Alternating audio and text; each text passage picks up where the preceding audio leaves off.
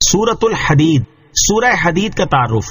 مقام نزول، سورہ حدید کے مقام نزول کے بارے میں ایک قول یہ ہے کہ مکیہ ہے اور ایک قول یہ ہے کہ مدنیہ ہے۔ رکوع اور آیات کی تعداد، اس سورت میں 4 رکوع اور 29 آیتیں ہیں۔ حدید نام رکھنے کی وجہ، عربی میں لوہے کو حدید کہتے ہیں اور اس سورت کی آیت نمبر 25 میں اللہ تعالیٰ نے حدید یعنی لوہے کے فوائد بیان فرمائے ہیں۔ اسی مناسبت سے سورت کا نام سورہ حدید رکھا گیا۔ سورہ حدید کی فضیلت، حضرت ارباز بن ساریہ رضی اللہ تعالیٰ عنہ فرماتے ہیں تاجدار رسالت صلی اللہ تعالیٰ علیہ وسلم سونے سے پہلے مسبحات سورتوں کی تلاوت فرماتے اور ارشاد فرماتے ان سورتوں میں ایک ایسی آیت ہے جو 1000 آیتوں سے بہتر ہے۔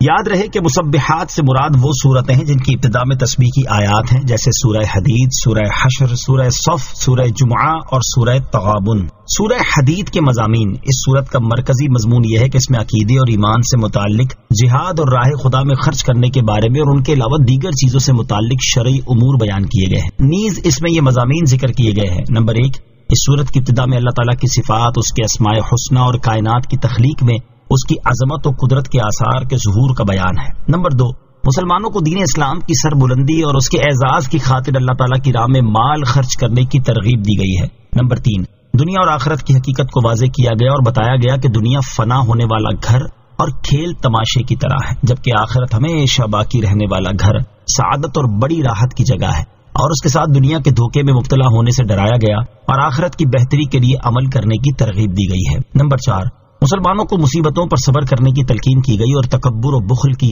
مذمت بیان کی گئی۔ نیز اللہ تعالیٰ سے ڈرنے اور انبیاء اور رسل علیہ الصلوۃ والسلام کے راستے کی پیروی کرنے کا حکم دیا گیا۔ نمبر 5، اس سورت کے آخر میں سابقہ امتوں کے حالات سے نصیحت حاصل کرنے کا کہا گیا اور اس سلسلے میں حضرت نوح علیہ السلام اور حضرت ابراہیم علیہ الصلوۃ والسلام کے واقعات بیان کیے گئے۔ متقی لوگوں کے ثواب کو واضح کیا گیا اور اپنے رسولوں پر ایمان لانے والوں کے لیے دگنے اجر کا بیان ہوا، اور اس کے ساتھ یہ بھی بتا دیا گیا کہ رسالت اللہ تعالیٰ کی طرف سے ایک چناؤ اور اس کا فضل ہے، وہ اپنے بندوں میں سے جسے چاہے یہ رتبہ عطا کر دے۔ حضور علیہ الصلوۃ والسلام کی تشریف آوری کے بعد اللہ تعالیٰ نے نبوت کا سلسلہ ختم فرما دیا ہے، اب قیامت تک کسی کو نبوت نہیں ملے گی۔ سورہ واقعہ کے ساتھ مناسبت، سورہ حدید کی اپنے سے ماقبل سورت واقعہ کے ساتھ مناسبت یہ ہے کہ سورہ واقعہ کے آخر میں تسبیح کرنے کا حکم دیا گیا اور سورہ حدید کی ابتدا میں تسبیح بیان کر کے گویا ہمیں اس کا طریقہ سکھا دیا گیا، یا آسمان و زمین میں موجود چیزوں کی تسبیح کا ذکر کر کے ایک اور انداز میں ترغیب دی گئی ہے۔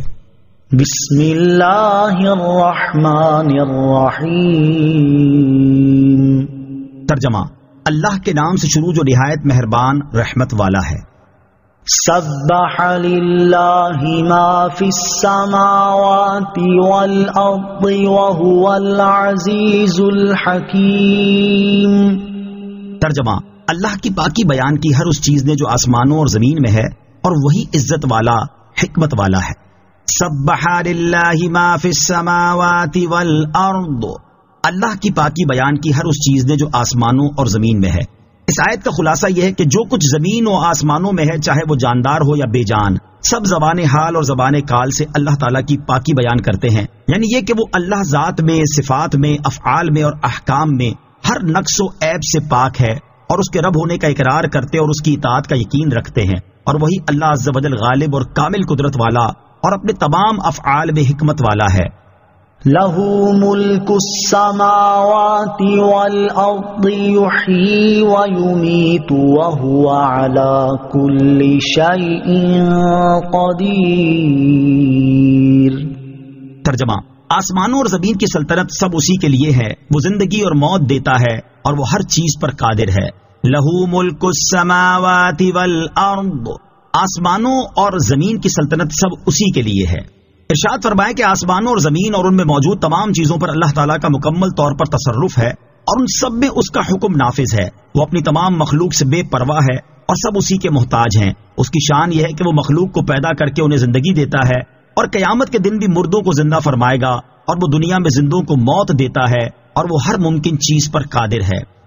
هو الأول والآخر والظاهر والباطن وهو بكل شيء عليم۔ ترجمہ، وہی اول اور آخر اور ظاہر اور باطن ہے اور وہ سب کچھ جانتا ہے۔ هو الاول، وہی اول۔ اس آیت میں اللہ تعالیٰ کی 5 صفات بیان ہوئی ہیں۔ پہلی صفت وہی اول ہے، اس سے مراد یہ ہے کہ اللہ تعالیٰ اپنی ذات اور صفات کے اعتبار سے ہر چیز سے پہلے ہے کہ وہ اس وقت بھی تھا جب کسی چیز کا وجود نہ تھا، اس کے لیے کوئی ابتدا نہیں۔ دوسری صفت وہی آخر ہے، اس سے مراد یہ ہے کہ اللہ تعالیٰ ہر چیز کے ہلاک اور فنا ہونے کے بعد رہنے والا ہے کہ سب فنا ہو جائیں گے اور وہ ہمیشہ رہے گا، اس کے لیے کوئی انتہا نہیں۔ تیسری صفت وہی ظاہر ہے، اس سے مراد یہ ہے کہ اللہ تعالیٰ دلائل و براہین سے ایسا ظاہر ہے کہ ذرے ذرے میں اس کے وجود پر دلالت کرنے والے دلائل موجود ہیں۔ اللہ تعالیٰ کے ظاہر ہونے کے معنی یہ ہے کہ وہ ہر چیز پر غالب ہے۔ چوتھی صفت وہی باطن ہے، اس سے مراد یہ ہے کہ حواس اللہ تعالیٰ کا ادراک کرنے سے عاجز ہیں اور اس کی ذات ایسی پوشیدہ ہے کہ عقل کی اس تک رسائی نہیں، اور یہ پوشیدگی دنیا اور آخرت دونوں میں ہے۔ پانچویں صفت وہی ہمیشہ سے ہمیشہ تک ہر شے کو ہر طرح سے جانتا ہے۔ نبی اکرم صلی اللہ تعالیٰ علیہ وسلم بھی اول، آخر، ظاہر اور باطن ہیں۔ حضرت علامہ شیخ عبدالحق محدث دہلوی رحمۃ اللہ تعالی علیہ نے سیرت کے موضوع پر اپنی مشہور کتاب مدارج النبوہ کے خطبے میں ذکر کیا ہے کہ یہ پانچوں صفات حضور اقدس صلی اللہ تعالی علیہ وسلم کی بھی ہیں۔ ان کا ذکر کردہ کلام بعض مقامات پر کچھ تبدیلی کے ساتھ پیش خدمت ہے۔ سید المرسلین صلی اللہ تعالی علیہ وسلم اول بھی ہیں، آخر بھی ہیں، ظاہر بھی ہیں، باطن بھی ہیں اور سب کچھ جانتے بھی ہیں۔ چنانچہ آپ صلی اللہ تعالی علیہ وسلم کی اولیت اس بنا پر ہے کہ موجودات کی تخلیق میں سب سے اول ہیں، جیسا کہ حضرت جابر رضی اللہ تعالی عنہ سے روایت ہے۔ تاجدار رسالت صلی اللہ تعالی علیہ وسلم نے ارشاد فرمایا، اے جابر رضی اللہ تعالی عنہ، اول ما خلق اللہ نوری، اللہ تعالیٰ نے سب سے پہلے میرے نور کو وجود بخشا۔ آپ صلی اللہ تعالی علیہ وسلم مرتبہ نبوت میں بھی سب سے اول ہیں۔ حضرت عبداللہ بن شقیق رضی اللہ تعالیٰ عنہ فرماتے ہیں، ایک شخص نے سید المرسلین صلی اللہ تعالی علیہ وسلم سے سوال کیا کہ آپ کب سے نبی ہیں؟ تاجدار رسالت صلی اللہ تعالی علیہ وسلم نے ارشاد فرمایا، میں اس وقت بھی نبی تھا جب حضرت آدم علیہ الصلوۃ والسلام روح اور جسم کے درمیان تھے۔ میثاق کے دن سب جہاں والوں سے پہلے آپ علیہ الصلوۃ والسلام نے جواب دیا۔ قیامت کے دن جب زمین شک ہوگی تو سب سے پہلے آپ علیہ الصلوۃ والسلام کے لیے زمین شک ہوگی۔ شفاعت کا دروازہ سب سے پہلے آپ صلی اللہ تعالی علیہ وسلم کے لیے کھلے گا۔ جنت میں سب سے پہلے آپ علیہ الصلوۃ والسلام داخل ہوں گے۔ اس اولیت کے باوجود بعثت اور رسالت میں آپ صلی اللہ تعالی علیہ وسلم سب سے آخر ہیں۔ کتابوں میں آپ علیہ الصلوۃ والسلام پر نازل ہونے والی کتاب قرآن کریم اور آپ علیہ الصلوۃ والسلام کا دین سب سے آخری ہے۔ آپ علیہ الصلوۃ والسلام کے ظاہر سے مراد یہ ہے کہ آپ صلی اللہ تعالی علیہ وسلم ہی کے انوار نے پورے آفاق کو گھیر رکھا ہے، جس سے سارا جہان روشن ہے۔ مخلوق میں سے کسی کا ظہور آپ کے ظہور کی مانند اور کسی کا نور آپ کے نور کے ہم پلہ نہیں۔ اور باطن سے مراد آپ صلی اللہ تعالی علیہ وسلم کے وہ اسرار ہیں جن کی حقیقت کا ادراک مخلوق کے لیے ناممکن ہے، اور دور و نزدیک کے لوگ آپ کے جمال اور کمال میں کھو کر رہ گئے۔ اور آخر میں فرماتے ہیں وَهُوَ بِكُلِّ شَيْءٍ عَلِيمٌ کا ارشاد بلا شبہ حضور اکرم صلی اللہ تعالی علیہ وسلم کے لیے بھی ہے، کیونکہ وہ فوق کل ذی علم علیم، یعنی ہر علم والے سے اوپر علم والا ہے کہ صفات آپ ہی میں موجود ہیں۔ اعلیٰ حضرت امام احمد رضا خان رحمت اللہ تعالی علیہ فرماتے ہیں، نماز اقصا میں تھا یہی سر، عیاں ہو مانائے اول آخر، کہ دست بستہ ہیں پیچھے حاضر جو سلطنت آگے کر گئے تھے۔ هو الذي خلق السماوات والأرض في 6 أيام ثم استوى على العرش يعلم ما يلج في الأرض وما يخرج منها وما ينزل من السماء وما يعرج فيها وَهُوَ مَعَكُمْ أَيْنَمَا كُنتُمْ وَاللَّهُ بِمَا تَعْمَلُونَ بَصِيرٌ لَهُ مُلْكُ السَّمَاوَاتِ وَالْأَرْضِ وَإِلَى اللَّهِ تُرْجَعُ الْأُمُورُ۔ ترجمہ وہی ہے جس نے آسمان اور زمین 6 دن میں پیدا کیے، پھر عرش پر استوا فرمایا جیسا اس کی شان کے لائق ہے۔ وہ جانتا ہے جو کچھ زمین کے اندر جاتا ہے اور جو کچھ اس سے باہر نکلتا ہے، اور جو کچھ آسمان سے اترتا ہے اور جو کچھ اس میں چڑھتا ہے، اور وہ تمہارے ساتھ ہے جہاں بھی تم ہو، اور اللہ تمہارے کام دیکھ رہا ہے۔ آسمانوں اور زمین کی سلطنت اسی کے لیے ہے اور اللہ ہی کی طرف سب کاموں کو لوٹایا جاتا ہے۔ هو الذی خلق السماوات والارض فی 6 ایام،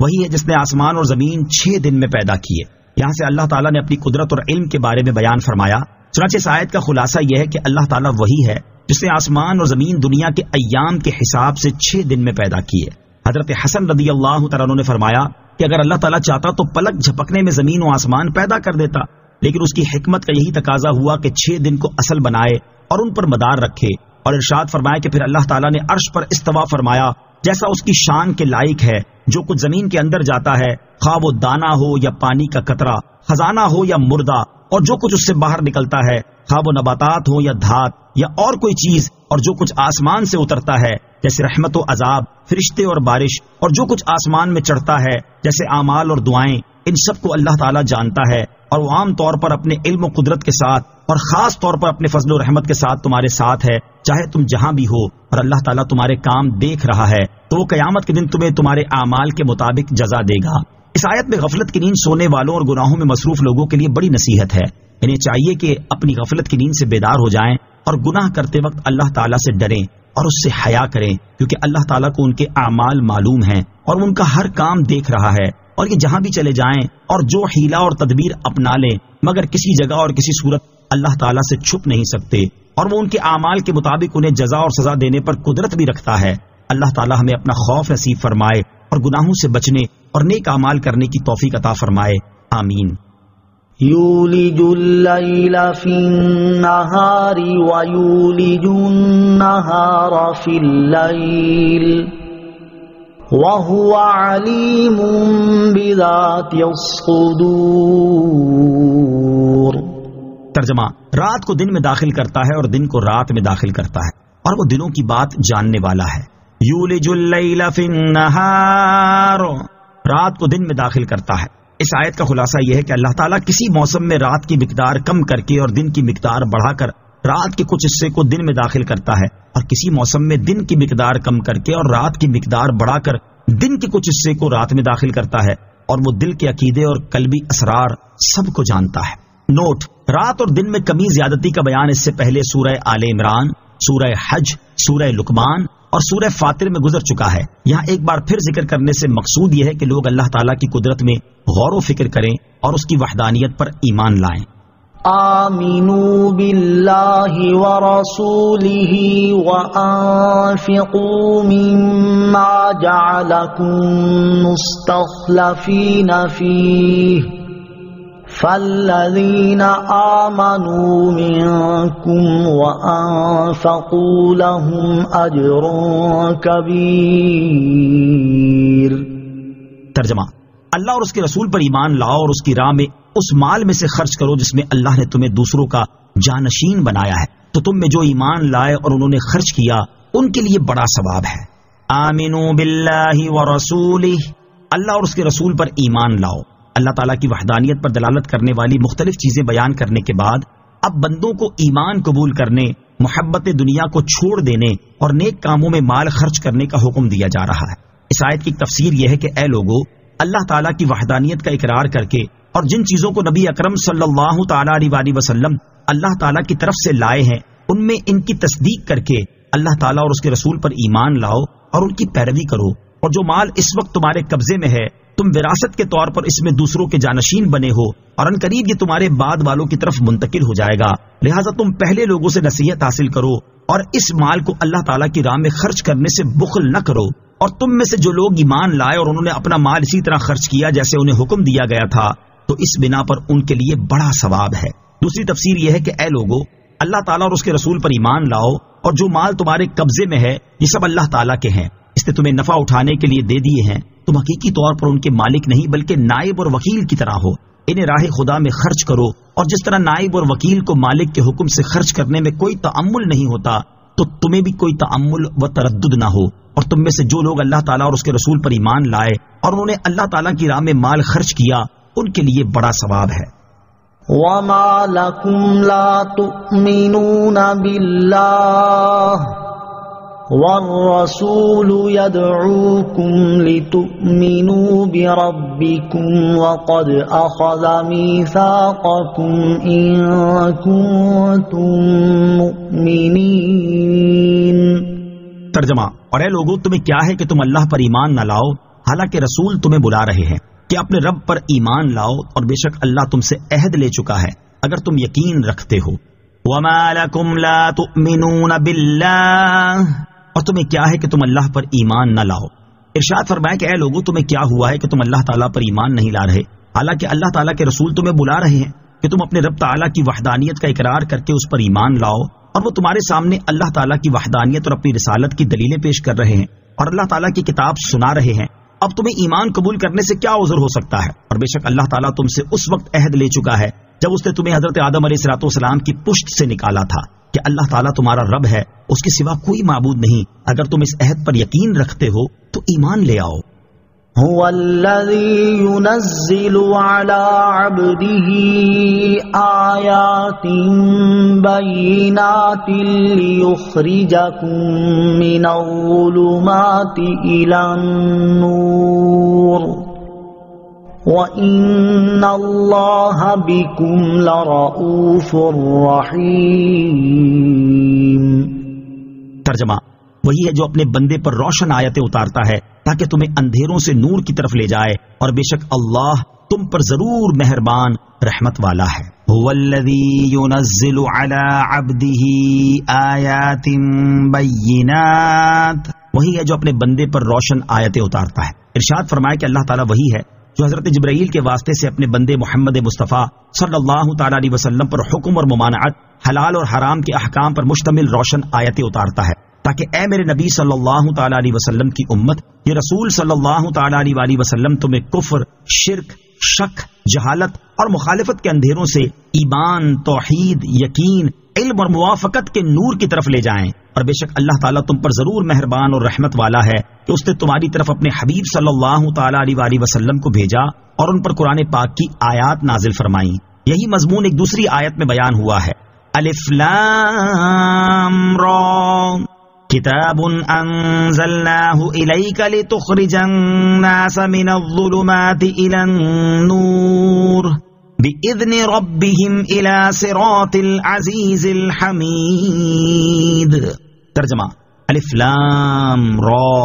یہ ایک کتاب ہے جو ہم نے تمہاری طرف نازل کی ہے تاکہ تم لوگوں کو ان کے رب کے حکم سے اندھیروں سے اجالے کی طرف، اس اللہ کے راستے کی طرف نکالو جو عزت والا، سب خوبیوں والا ہے۔ وَمَا لَكُمْ أَلَّا تُنْفِقُوا فِي سَبِيلِ اللَّهِ وَلِلَّهِ مِيرَاثُ السَّمَاوَاتِ وَالْأَرْضِ لَا يَسْتَوِي مِنكُم مَّنْ أَنفَقَ مِن قَبْلِ الْفَتْحِ وَقَاتَلَ أولئك أعظم درجة من الذين أنفقوا من بعد وقاتلوا وكلا وعد الله الحسنى والله بما تعملون خبير۔ ترجمہ، اور تمہیں کیا ہے کہ تم اللہ کی راہ میں خرچ نہ کرو، حالانکہ آسمانوں اور زمین سب کا وارث اللہ ہی ہے۔ تم میں فتح سے پہلے خرچ کرنے والے اور جہاد کرنے والے برابر نہیں ہیں، وہ بعد میں خرچ کرنے والوں اور لڑنے والوں سے مرتبے میں بڑے ہیں، اور ان سب سے اللہ نے سب سے اچھی چیز کا وعدہ فرما لیا ہے، اور اللہ تمہارے کاموں سے خبردار ہے۔ وَمَا لَكُمْ أَلَّا تُنْفِقُوا فِي سَبِيلِ اللَّهِ، اور تمہیں کیا ہے کہ تم اللہ کی راہ میں خرچ نہ کرو، یعنی تم کس وجہ سے اللہ تعالیٰ کی راہ میں خرچ نہیں کر رہے، حالانکہ آسمانوں اور زمین سب کا مالک اللہ تعالیٰ ہی ہے، وہی ہمیشہ رہنے والا ہے جبکہ تم ہلاک ہو جاؤ گے، اور تمہارے مال اسی کی ملکیت میں رہ جائیں گے، اور تمہیں خرچ نہ کرنے کی صورت میں ثواب بھی نہ ملے گا۔ تمہارے لیے بہتر یہ ہے کہ تم اپنا مال اللہ تعالیٰ کی راہ میں خرچ کر دو تاکہ اس کے بدلے ثواب تو پا سکو۔ راہ خدا میں خرچ کرنے کی ترغیب، قرآن و حدیث میں بکثرت مقامات پر راہ خدا میں خرچ کرنے کی ترغیب دی گئی ہے، چنانچہ ارشاد باری تعالیٰ ہے وَمَا تُنْفِقُوا مِنْ خَيْرٍ فَلِأَنفُسِكُمْ وَمَا تُنْفِقُونَ إِلَّا ابْتِغَاءَ وَجْهِ اللَّهِ وَمَا تُنْفِقُوا مِنْ خَيْرٍ يُوَفَّى إِلَيْكُمْ وَأَنْتُمْ لَا تُظْلَمُونَ۔ ترجمہ، اور تم جو اچھی چیز خرچ کرو تو وہ تمہارے لیے ہی فائدہ مند ہے، اور تم اللہ کی خوشنودی چاہنے کے لیے ہی خرچ کرو، اور جو مال تم خرچ کرو گے وہ تمہیں پورا پورا دیا جائے گا، اور تم پر کوئی زیادتی نہیں کی جائے گی۔ اور ارشاد فرمایا ان الذين يتلون كتاب الله واقاموا الصلاة وانفقوا مما رزقناهم سرا وعلانية يرجون تجارة لن تبور ليوفيهم أجورهم ويزيدهم من فضله إنه غفور شكور۔ ترجمہ، بے شک وہ لوگ جو اللہ کی کتاب کی تلاوت کرتے ہیں اور نماز قائم رکھتے ہیں اور ہمارے دیے ہوئے رزق میں سے پوشیدہ اور اعلانیہ کچھ ہماری راہ میں خرچ کرتے ہیں، وہ ایسی تجارت کے امیدوار ہیں جو ہرگز تباہ نہیں ہوگی، تاکہ اللہ انہیں ان کے ثواب بھرپور دے اور اپنے فضل سے اور زیادہ عطا کرے، بے شک وہ بخشنے والا قدر فرمانے والا ہے۔ اور حضرت ابو امامہ رضی اللہ تعالیٰ عنہ سے روایت ہے، رسول کریم صلی اللہ تعالیٰ علیہ وسلم نے ارشاد فرمایا، اے ابن آدم، اگر تم اپنا ضرورت سے زائد مال خرچ کر دو تو یہ تمہارے لیے بہتر ہے، اور اگر تم اسے روکے رکھو گے تو یہ تمہارے حق میں برا ہے، اور تمہیں اتنے مال پر ملامت نہ کی جائے گی جو تمہیں قناعت کی صورت میں لوگوں کی محتاجی سے محفوظ رکھے، اور اپنے خرچ کی ابتدا اپنے زیر کفالت لوگوں سے کرو، اور اوپر والا ہاتھ نیچے والے ہاتھ سے بہتر ہے۔ اور حضرت ابو ذر رضی اللہ تعالیٰ عنہ فرماتے ہیں کہ میں نبی اکرم صلی اللہ تعالیٰ علیہ وسلم کی بارگاہ میں حاضر ہوا، آپ صلی اللہ تعالیٰ علیہ وسلم اس وقت کعبے کے سائے میں تشریف فرما تھے۔ جب آپ صلی اللہ تعالیٰ علیہ وسلم نے مجھے دیکھا تو فرمایا، رب کعبہ کی قسم وہی لوگ خسارے میں ہیں۔ میں آپ کی خدمت میں حاضر ہو کر بیٹھ گیا، لیکن ابھی ٹھیک سے بیٹھ نہ پایا تھا کہ اٹھ کھڑا ہوا اور عرض کی، یا رسول اللہ صلی اللہ تعالیٰ علیہ وسلم، میرے ماں باپ آپ پر قربان، کون سے لوگ خسارے میں ہیں؟ ارشاد فرمایا، وہ لوگ جو بڑے سرمایہ دار ہیں، البتہ ان میں سے جو ادھر ادھر آگے پیچھے دائیں بائیں راہ خدا میں خرچ کرتے ہیں وہ خسارے میں نہیں، لیکن ایسے لوگ بہت ہی کم ہیں۔ لا يستوي منكم من انفق من قبل الفتح وقاتل،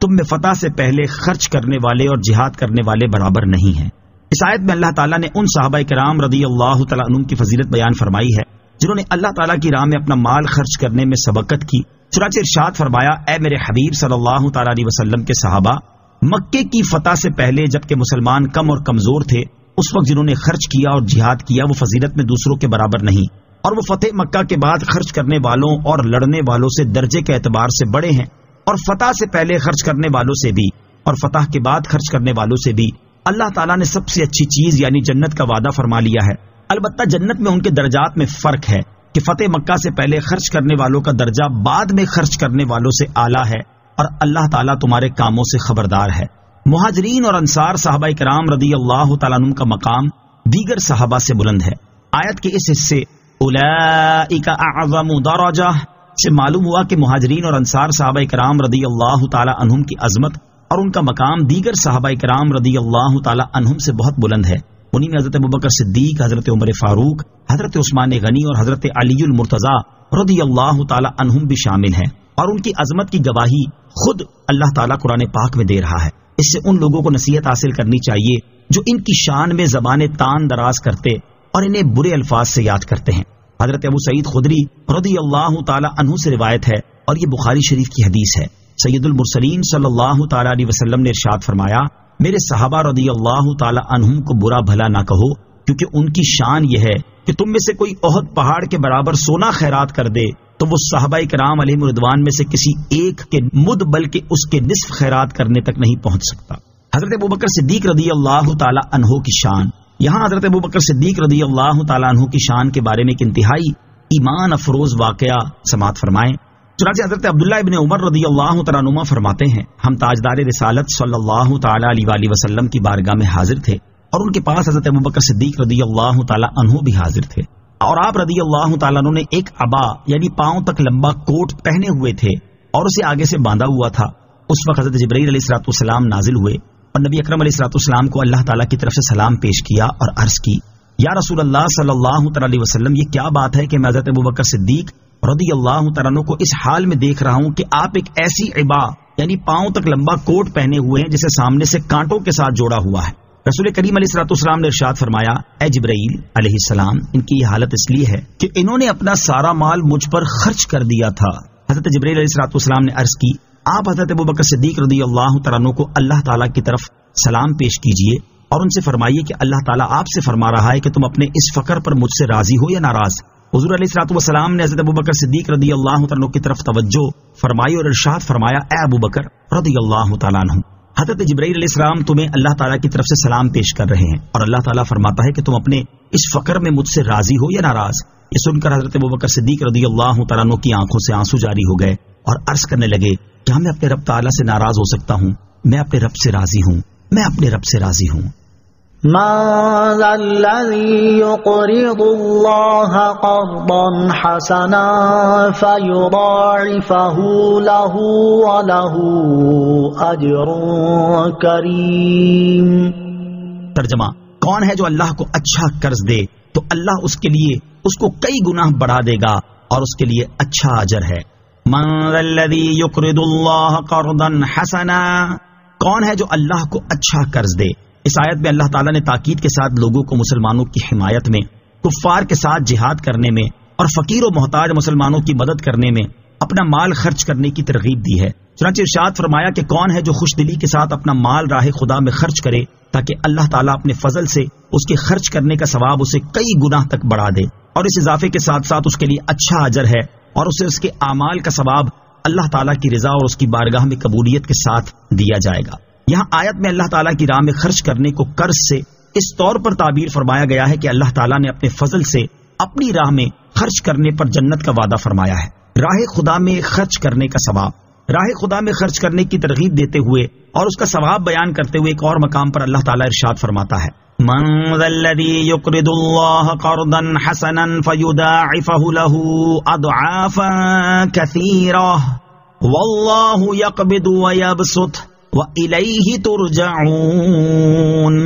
ترجمہ ہے، کوئی جو اللہ کو اچھا قرض دے تو اللہ اس کے لیے اس قرض کو بہت گنا بڑھا دے، اور اللہ تنگی دیتا ہے اور وسعت دیتا ہے اور تم اسی کی طرف لوٹائے جاؤ گے۔ اور ارشاد فرمایا مَثَلُ الَّذِينَ يُنْفِقُونَ أَمْوَالَهُمْ فِي سَبِيلِ اللَّهِ كَمَثَلِ حَبَّةٍ أَنبَتَتْ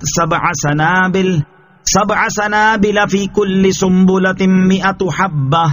واللہ یضاعف لمن یشاء واللہ واسع علیم۔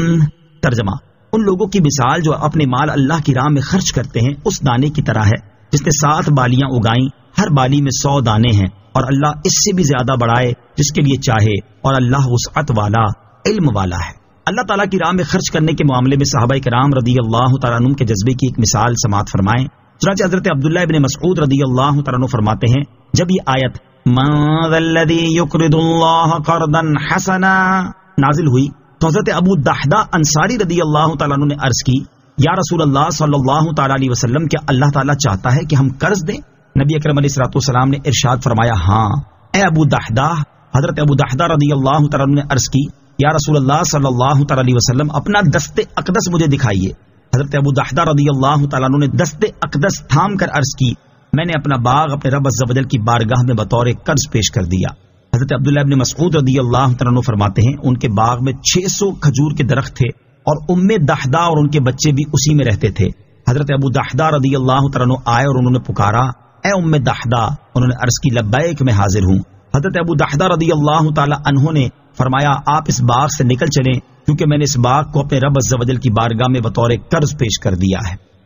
یوم تری المؤمنین والمؤمنات یسعی نورهم بین ایدیہم وبایمانہم بشراکم اليوم جنات تجری من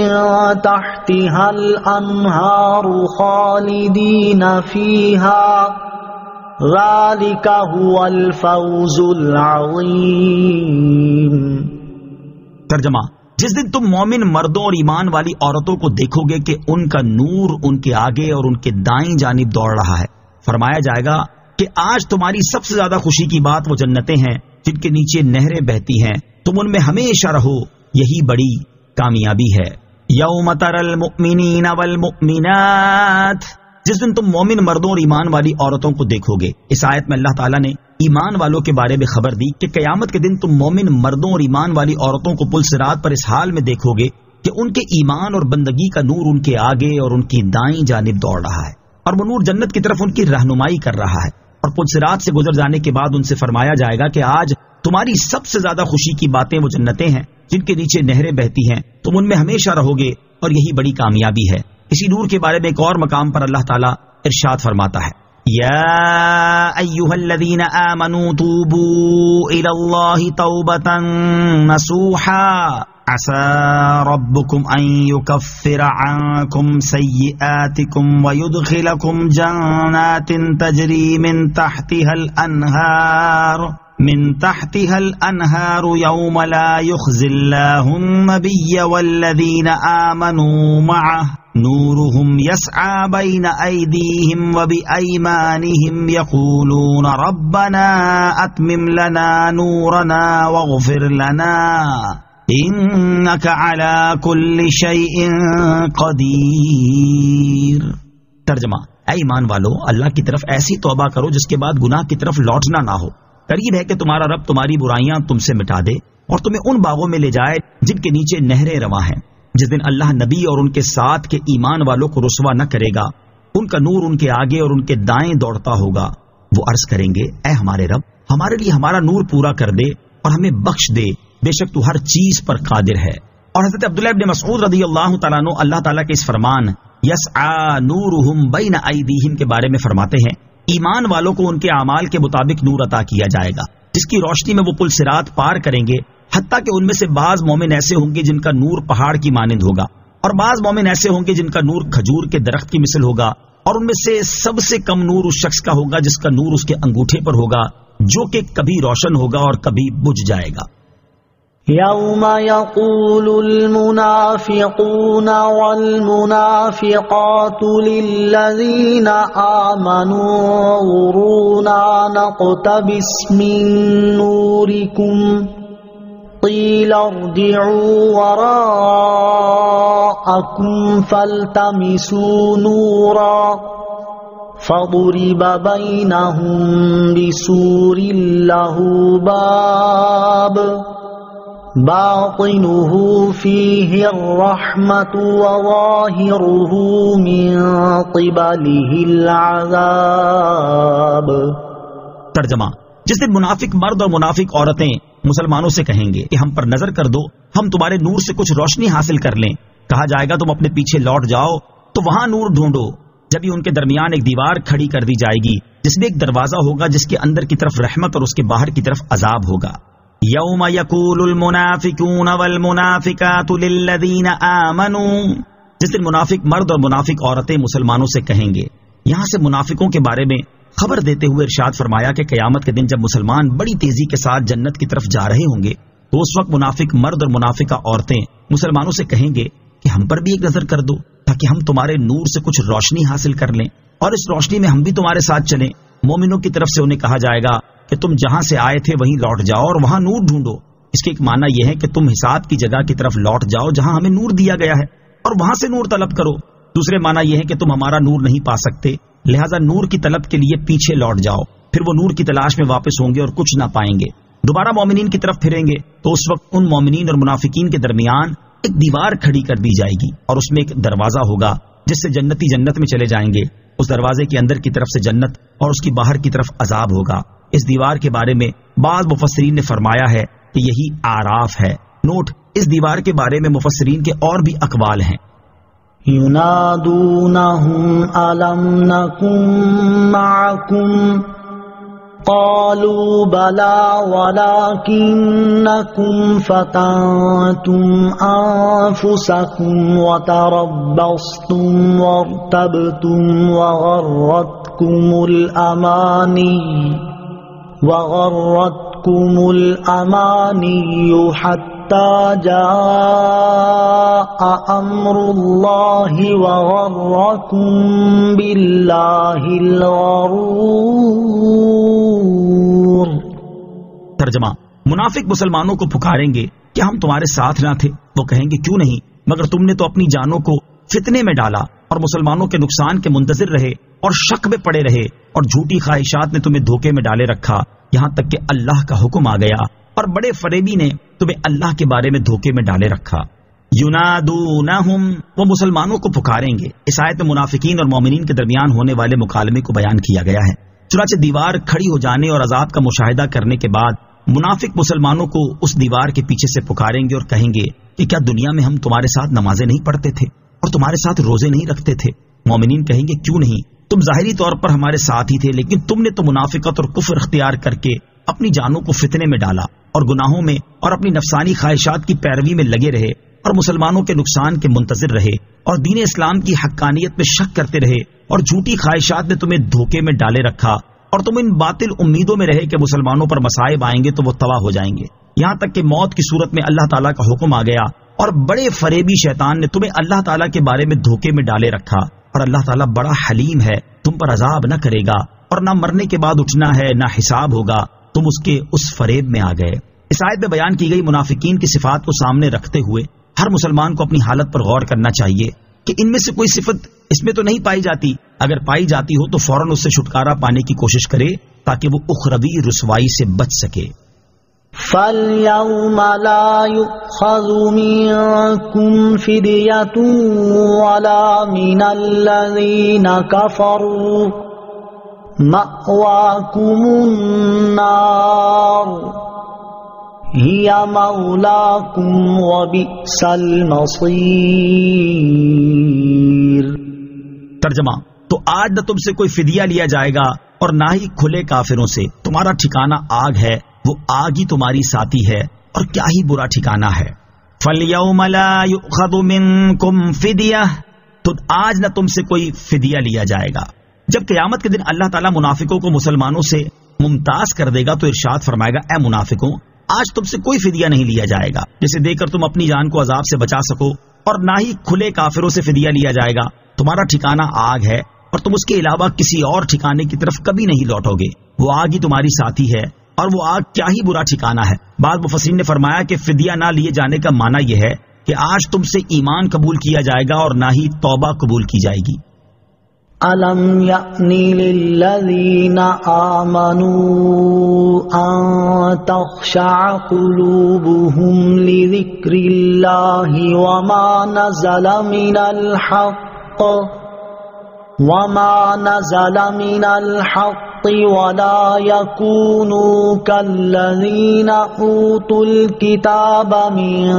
قَبْلُ فَطَالَ عَلَيْهِمُ الْأَمَدُ فَقَسَتْ قُلُوبُهُمْ وَكَثِيرٌ مِّنْهُمْ فَاسِقُونَ۔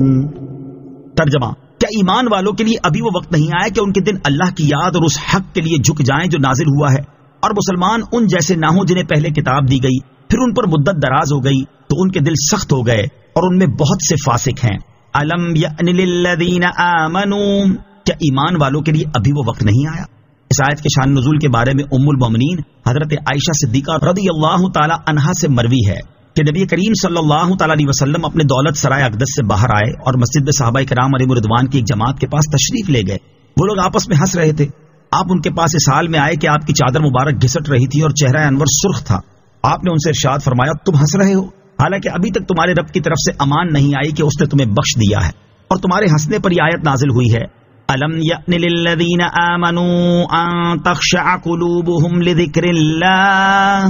صحابہ کرام رضی اللہ تعالیٰ عنہم نے عرض کی، یا رسول اللہ صلی اللہ تعالیٰ علیہ وسلم، اس ہنسی کا کفارہ کیا ہے؟ ارشاد فرمایا، اتنا ہی رونا۔ اس آیت کا خلاصہ یہ ہے کہ کیا ایمان والوں کے لیے ابھی وہ وقت نہیں آیا کہ جب ان کے سامنے اللہ تعالیٰ کا ذکر کیا جائے اور قرآن کی آیتیں پڑھی جائیں تو ان کے دل نرم پڑ جائیں؟ حضرت نافع رضی اللہ تعالیٰ عنہ فرماتے ہیں، حضرت عبداللہ ابن عمر رضی اللہ تعالیٰ عنہ جب اس آیت مبارکہ الم یأن للذین آمنوا ان تخشع قلوبهم لذکر اللہ کی تلاوت کرتے تو آپ کی آنکھوں سے آنسو جاری ہو جاتے اور اتنا روتے کہ آپ بے حال ہو جاتے۔ اور اسی آیت مبارکہ کو سن کر بہت سے لوگ اپنے گناہوں سے تائب ہوئے اور ولایت کی عظیم منازل پر فائز ہوئے۔ یہاں ہم اس کے دو واقعات ذکر کرتے ہیں۔ حضرت فضیل بن عیاض رحمۃ اللہ تعالی علیہ کی توبہ۔ حضرت فضل بن موسیٰ رحمۃ اللہ تعالی علیہ فرماتے ہیں، حضرت فضیل بن عیاض رحمۃ اللہ تعالی علیہ توبہ سے پہلے ڈاکو تھے اور ابی ورد اور سرخس کے درمیان ڈاکہ زنی کیا کرتے تھے۔ ان کی توبہ کا سبب یہ ہوا کہ انہیں ایک لونڈی سے عشق ہو گیا۔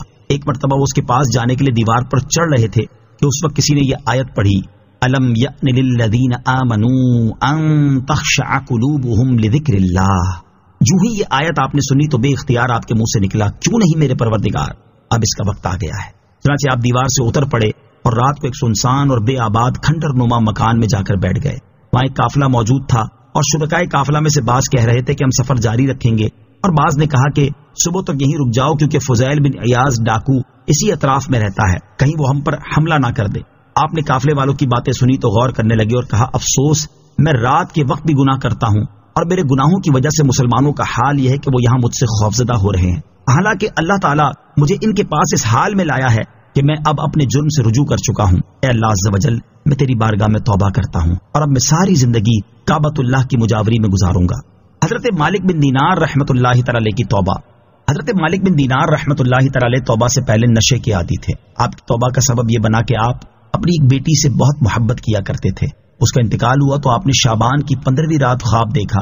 کہ آپ کی قبر سے ایک بہت بڑا اژدہا نکل کر آپ کے پیچھے رینگنے لگا ہے۔ آپ جب تیز چلنے لگتے تو وہ بھی تیز ہو جاتا۔ پھر آپ ایک کمزور سن رسیدہ شخص کے قریب سے گزرے تو اس سے کہا مجھے اس اژدہے سے بچائیں۔ انہوں نے جواب دیا میں کمزور ہوں، رفتار تیز کر لو، شاید اس طرح اس سے نجات پا سکو۔ تو آپ مزید تیز چلنے لگے، اژدہا پیچھے ہی تھا، یہاں تک کہ آپ آگ کے ابلتے ہوئے گھڑوں کے پاس سے گزرے، قریب تھا کہ آپ اس میں گر جاتے۔ اتنے میں ایک آواز آئی تو میرا اہل نہیں ہے۔ آپ چلتے رہے حتیٰ کہ ایک پہاڑ پر چڑھ گئے، اس پر شامیانے اور سائبان لگے ہوئے تھے۔ اچانک ایک آواز آئی اس نا امید کو دشمن کے نرغے میں جانے سے پہلے ہی گھیر لو۔ تو بہت سے بچوں نے انہیں گھیر لیا جن میں آپ کی وہ بیٹی بھی تھی۔ وہ آپ کے پاس آئی اور اپنا دایاں ہاتھ اس اژدہے کو مارا تو وہ بھاگ گیا، اور پھر وہ آپ کی گود میں بیٹھ کر یہ آیت پڑھنے لگی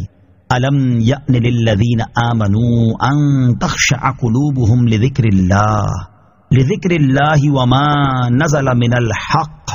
آپ فرماتے ہیں کہ میں نے اپنی اس بیٹی سے پوچھا کیا تم فوت ہونے والے قرآن بھی پڑھتے ہو؟ اس نے جواب دیا جی ہاں، ہم آپ یعنی زندہ لوگوں سے زیادہ اس کی معرفت رکھتے ہیں۔ پھر آپ نے اس سے اس جگہ ٹھہرنے کا مقصد پوچھا تو اس نے بتایا یہ بچے قیامت تک یہاں ٹھہر کر اپنے والدین کا انتظار کریں گے جنہوں نے انہیں آگے بھیجا ہے۔ پھر اس اژدہے کے بارے میں پوچھا تو اس نے بتایا وہ آپ کا برا عمل ہے۔ پھر اس ضعیف العمر شخص کے بارے میں پوچھا تو اس نے بتایا وہ آپ کا نیک عمل ہے۔ آپ نے اسے اتنا کمزور کر دیا ہے کہ اس میں آپ کے برے عمل کا مقابلہ کرنے کی سکت نہیں، لہٰذا آپ اللہ تعالیٰ کی بارگاہ میں توبہ کریں اور ہلاک ہونے سے بچیں۔ پھر وہ بلندی پر چلی گئی۔ جب آپ بیدار ہوئے تو اسی وقت سچی توبہ کر لی۔ وَلَا يَكُونُوا كَالَّذِينَ أُوتُوا الْكِتَابَ مِن قَبْلُ، اور مسلمان ان جیسے نہ ہوں جنہیں پہلے کتاب دی گئی۔ اس آیت میں اللہ تعالیٰ نے مسلمانوں کو ان یہودیوں اور عیسائیوں کی مشابہت اختیار کرنے سے منع فرمایا جنہیں ان سے پہلے کتاب تورات اور انجیل دی گئی۔ جب ان پر ان کے اور ان کے انبیاء کرام علیہ الصلوۃ والسلام کے درمیان کی مدت دراز ہو گئی تو ان کا حال یہ ہوا کہ انہوں نے اپنے ہاتھوں سے اللہ تعالیٰ کی کتاب میں تبدیلی کر دی اور اس کے بدلے تھوڑی سی قیمت حاصل کر لی اور اس کتاب کو اپنی پیٹھ کے پیچھے پھینک دیا اور مختلف نظریات اور عجیب و غریب اقوال کے درپے ہوئے اور دین الہی کے احکام پر لوگوں کے کہنے کے مطابق عمل کرنے لگے، اور انہوں نے اپنے علماء اور راہبوں کو اللہ تعالیٰ کے علاوہ اپنا رب مان لیا تو اس وقت ان کے دل سخت ہو گئے، اور اس سختی کی وجہ سے ان کا حال یہ ہوا کہ وہ کسی نصیحت کو قبول کرتے ہیں اور نہ ہی جنت کی بشارت اور جہنم کی وعید سن کر ان کے دل نرم ہوتے ہیں۔ ان کے دل بھی فاسد اور اعمال بھی باطل ہیں، جیسا کہ اللہ تعالیٰ ارشاد فرماتا ہے فَبِمَا نَقْضِهِم مِّيثَاقَهُمْ لَعَنَّاهُمْ وَجَعَلْنَا قُلُوبَهُمْ قَاسِيَةً يُحَرِّفُونَ الْكَلِمَ عَن مَّوَاضِعِهِ وَنَسُوا حَظًّا مِّمَّا ذُكِّرُوا بِهِ۔ ترجمہ، تو ان کے عہد توڑنے کی وجہ سے ہم نے ان پر لعنت کی اور ان کے دل سخت کر دیے، وہ اللہ کی باتوں کو ان کے مقامات سے بدل دیتے ہیں اور انہوں نے ان نصیحتوں کا بڑا حصہ بھلا دیا جو انہیں کی گئی تھی، یعنی ان کے دلوں میں فساد آ چکا تھا جس کی وجہ سے وہ سخت ہو گئے تھے، اور اللہ تعالیٰ کی کتاب میں تحریف کرنا ان کی فطرت ثانیہ بن چکی تھی۔ انہوں نے وہ کام کرنے چھوڑ دیے جن کے کرنے کا انہیں حکم دیا گیا تھا اور ان کاموں کو کرنے لگ گئے جنہیں کرنے سے انہیں منع کیا گیا تھا۔ اسی وجہ سے اللہ تعالیٰ نے امور اصلیہ اور فرعیہ یعنی عقائد و احکام میں سے کسی ایک چیز میں بھی ان کی مشابہت کرنے سے منع فرمایا ہے۔ اللہ تعالیٰ کے حکم کو سامنے رکھتے ہوئے ان لوگوں کو نصیحت حاصل کرنی چاہیے جو اپنی صورت اور سیرت یہودیوں اور عیسائیوں جیسی بناتے اور اس پر فخر محسوس کرتے ہیں، اور ان لوگوں کو بھی نصیحت حاصل کرنی چاہیے جو مسلمان کہلانے کے باوجود مسلمانوں کو یہودی اور عیسائی نظریات اور ان کے طور طریقے اپنانے کی کسی بھی انداز میں ترغیب دیتے ہیں۔ اللہ تعالیٰ مسلمانوں کو ہدایت عطا فرمائے۔ اعلموا ان اللہ یحیی الارض بعد موتها قد بینا لکم الآیات لعلکم تعقلون۔ ترجمہ، جان لو کہ اللہ زمین کو اس کے مرنے کے بعد زندہ کرتا ہے، بے شک ہم نے تمہارے لیے نشانیاں بیان فرما دی تاکہ تم سمجھو۔ اعلموا ان اللہ یحیی الارض بعد موتها، جان لو کہ اللہ زمین کو اس کے مرنے کے بعد زندہ کرتا ہے، یعنی اے لوگو تم جان لو کہ زمین کے خشک ہو جانے کے بعد اللہ تعالیٰ بارش برسا کر اور سبزہ اگا کر زمین کو زندہ کرتا ہے، اور ایسے ہی دلوں کو سخت ہو جانے کے بعد نرم کرتا ہے اور انہیں علم و حکمت سے زندگی عطا فرماتا ہے۔ بعض مفسرین نے فرمایا یہ ذکر کے دلوں میں اثر کرنے کی ایک مثال ہے کہ جس طرح بارش سے زمین کو زندگی حاصل ہوتی ہے، ایسے ہی اللہ تعالیٰ کے ذکر سے دل زندہ ہوتے ہیں۔ دل کی سختی کے اسباب اور اس کی علامات۔ یاد رہے کہ دل کی نرمی اللہ تعالیٰ کی بہت بڑی نعمت ہے اور دل کی سختی بہت بڑی آفت ہے، کیونکہ دل کی سختی کا انجام یہ ہوتا ہے کہ اس میں واعظ و نصیحت اثر نہیں کرتا۔ انسان کبھی اپنے سابقہ گناہوں کو یاد کر کے نہیں روتا اور اللہ تعالیٰ کی آیات میں غور و فکر نہیں کرتا۔ دل کی سختی کے مختلف اسباب اور علامات ہیں، ان میں سے چند یہ ہیں۔ نمبر 1، اللہ تعالیٰ کے ذکر سے غفلت برتنا۔ نمبر 2، قرآن پاک کی تلاوت نہ کرنا۔ نمبر 3، موت کو یاد نہ کرنا۔ نمبر 4، بیکار باتیں زیادہ کرنا۔ نمبر 5، فحش گوئی کرنا۔ اب ان سے متعلق 6 احادیث سماعت کیجیے۔ نمبر 1، حضرت ابو موسیٰ اشعری رضی اللہ تعالیٰ عنہ سے روایت ہے، رسول اللہ صلی اللہ تعالیٰ علیہ وسلم نے ارشاد فرمایا، اس کی مثال جو اپنے رب عز و جل کا ذکر کرے اور جو نہ کرے، زندہ اور مردہ کی سی ہے۔ نمبر 2، حضرت ابو موسیٰ اشعری رضی اللہ تعالیٰ عنہ سے روایت ہے، نبی اکرم صلی اللہ تعالیٰ علیہ وسلم نے ارشاد فرمایا، جس گھر میں اللہ تعالیٰ کا ذکر کیا جائے اور جس گھر میں اللہ تعالیٰ کا ذکر نہ کیا جائے، ان کی مثال زندہ اور مردہ کی سی ہے۔ نمبر 3، حضرت عبداللہ بن عمر رضی اللہ تعالیٰ عنہ سے روایت ہے، رسول کریم صلی اللہ تعالیٰ علیہ وسلم نے ارشاد فرمایا، اللہ تعالیٰ کے ذکر کے بغیر زیادہ باتیں یعنی بیکار باتیں نہ کرو، کیونکہ اللہ تعالیٰ کے ذکر کے علاوہ زیادہ باتیں دل کی سختی ہے اور لوگوں میں اللہ تعالیٰ سے سب سے زیادہ دور سخت دل والا ہے۔ نمبر 4، حضرت عبداللہ بن عمر رضی اللہ تعالیٰ عنہ سے روایت ہے، حضور انور صلی اللہ تعالیٰ علیہ وسلم نے ارشاد فرمایا، یہ دل ایسے زنگ آلود ہوتے رہتے ہیں جیسے لوہا پانی لگنے سے زنگ آلود ہو جاتا ہے۔ عرض کی گئی، یا رسول اللہ صلی اللہ تعالیٰ علیہ وسلم، ان دلوں کی صفائی کس چیز سے ہوگی؟ ارشاد فرمایا، موت کو زیادہ یاد کرنے سے اور قرآن کریم کی تلاوت کرنے سے۔ نمبر 5، حضرت ربیع بن انس رضی اللہ تعالیٰ عنہ سے روایت ہے، سرکار دو عالم صلی اللہ تعالیٰ علیہ وسلم نے ارشاد فرمایا، دنیا سے بے رغبت ہونے اور آخرت کی طرف راغب ہونے کے لیے موت کو یاد کرنا کافی ہے۔ نمبر 6، حضرت ابو ہریرہ رضی اللہ تعالیٰ عنہ سے روایت ہے، حضور پر نور صلی اللہ تعالیٰ علیہ وسلم نے ارشاد فرمایا، شرم و حیا ایمان سے ہے اور ایمان جنت میں ہے، اور فحش گوئی سخت دلی سے ہے اور سخت دلی آگ میں ہے۔ اللہ تعالیٰ ہمیں دل کی سختی سے محفوظ فرمائے اور دل کی نرمی عطا فرمائے، آمین۔ قد بینا لکم الآیات، بے شک ہم نے تمہارے لیے نشانیاں بیان فرما دی۔ ارشاد فرمایا کہ اے لوگو، بے شک ہم نے تمہارے لیے اپنی وحدانیت اور قدرت پر دلالت کرنے والی نشانیاں بیان فرما دی، تاکہ تم ان سے اللہ تعالیٰ کی قدرت کو سمجھو اور ان نشانیوں کے تقاضوں کے مطابق عمل کر کے دنیا و آخرت میں کامیاب ہو جاؤ۔ ان المصدقین والمصدقات واقرضوا اللہ قرضا حسنا یضاعف لهم ولهم اجر کریم۔ ترجمہ، بے شک صدقہ دینے والے مرد اور صدقہ دینے والی عورتیں اور وہ جنہوں نے اللہ کو اچھا قرض دیا، ان کے لیے کئی گنا بڑھا دیا جائے گا اور ان کے لیے عزت کا ثواب ہے۔ ان المصدقین والمصدقات، بے شک صدقہ دینے والے مرد اور صدقہ دینے والی عورتیں۔ ارشاد فرمایا کہ بے شک وہ مرد اور عورتیں جنہوں نے خوش دلی اور نیک نیت کے ساتھ حقداروں کو صدقہ دیا اور راہ خدا میں خرچ کیا، تو ان کے لیے صدقہ کرنے اور راہ خدا میں خوش دلی کے ساتھ خرچ کرنے کا ثواب کئی گنا بڑھا دیا جائے گا، اور ان کے لیے عزت کا ثواب ہے اور وہ جنت ہے۔ والذین آمنوا باللہ ورسلہ اولئک هم الصدیقون والشہداء عند ربهم لهم اجرهم ونورهم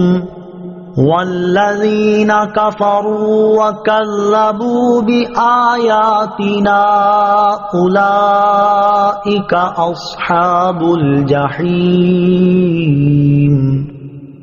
ترجمہ، اور وہ جو اللہ اور اس کے سب رسولوں پر ایمان لائیں وہی اپنے رب کے نزدیک صدیق اور گواہ ہیں، ان کے لیے ان کا ثواب ہے اور ان کا نور ہے، اور جنہوں نے کفر کیا اور ہماری آیتیں جھٹلائیں وہ دوزخی ہیں۔ والذین آمنوا باللہ ورسلہ، اور وہ جو اللہ اور اس کے سب رسولوں پر ایمان لائیں۔ اس سے پہلی آیات میں اللہ تعالیٰ نے ایمان والوں اور منافقوں کا حال بیان فرمایا، اور اس آیت میں ایمان والوں اور کافروں کا حال بیان فرمایا ہے۔ چنانچہ ارشاد فرمایا کہ وہ لوگ جو اللہ تعالیٰ اور اس کے سب رسولوں پر ایمان لائیں، ان کا اپنے رب عز و جل کے نزدیک مقام یہ ہے کہ وہی کامل، سچے اور گزری ہوئی امتوں میں سے جھٹلانے والوں پر اللہ تعالیٰ کے گواہ ہیں۔ ان کے لیے ان کے نیک عمل کا وہ ثواب ہے جس کا ان سے وعدہ کیا گیا ہے، اور ان کا وہ نور ہے جو حشر میں ان کے ساتھ ہوگا، اور جنہوں نے کفر کیا اور ہماری قدرت و وحدانیت پر دلالت کرنے والی آیتیں جھٹلائیں وہ دوزخی ہیں۔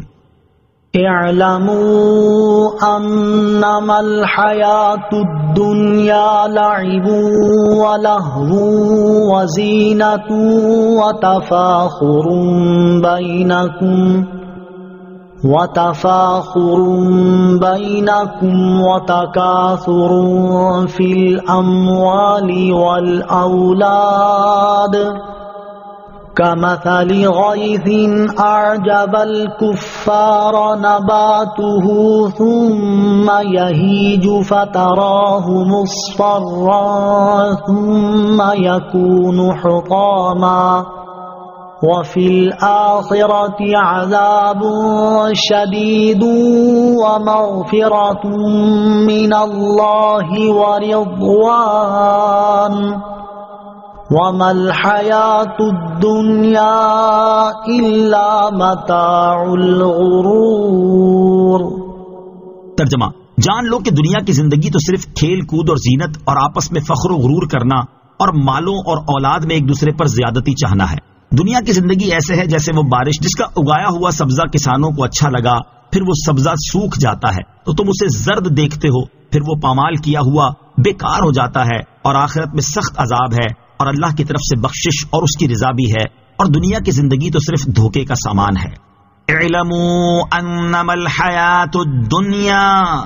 جان لو کہ دنیا کی زندگی تو صرف آخرت اور اس میں مخلوق کے احوال ذکر کرنے کے بعد اس آیت میں دنیا کی حقیقت بیان کی جا رہی ہے تاکہ مسلمان اس کی طرف راغب نہ ہو، کیونکہ دنیا بہت کم نفع والی اور جلد ختم ہو جانے والی ہے۔ اس آیت میں اللہ تعالیٰ نے دنیا کے بارے میں 5 چیزیں اور ایک مثال بیان فرمائی ہے۔ وہ 5 چیزیں یہ ہیں: نمبر 1 اور 2، دنیا کی زندگی تو صرف کھیل کود ہے جو کہ بچوں کا کام ہے، اور صرف اس کے حصول میں محنت و مشقت کرتے رہنا، وقت ضائع کرنے کے سوا کچھ نہیں۔ نمبر 3، دنیا کی زندگی زینت و آرائش کا نام ہے جو کہ عورتوں کا شیوا ہے۔ نمبر 4 اور 5، دنیا کی زندگی آپس میں فخر و غرور کرنے اور مال اور اولاد میں ایک دوسرے پر زیادتی چاہنے کا نام ہے۔ اور جب دنیا کا یہ حال ہے اور اس میں ایسی قباحتیں موجود ہیں تو اس میں دل لگانے اور اس کے حصول کی کوشش کرتے رہنے کی بجائے ان کاموں میں مشغول ہونا چاہیے جن سے اخروی زندگی سنور سکتی ہے۔ اس کے بعد اللہ تعالیٰ نے دنیاوی زندگی کی ایک مثال ارشاد فرمائی کہ دنیا کی زندگی ایسی ہے جیسے وہ بارش جس کا اگایا ہوا سبزہ کسانوں کو اچھا لگتا ہے، پھر وہ سبزہ کسی زمینی یا آسمانی آفت کی وجہ سے سوکھ جاتا ہے